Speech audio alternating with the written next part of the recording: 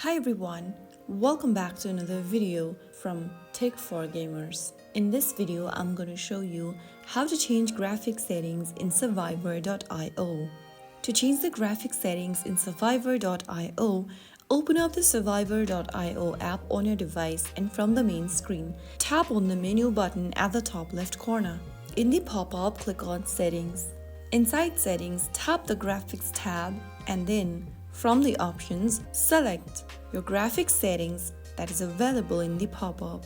Choose between options like mid, high to HD. If you are using low-end device, you can go ahead and select the mid option.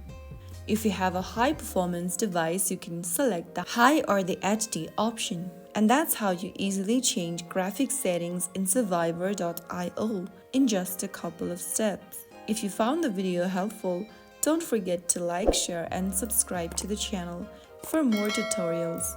I'll be back in the next video. Stay tuned till then.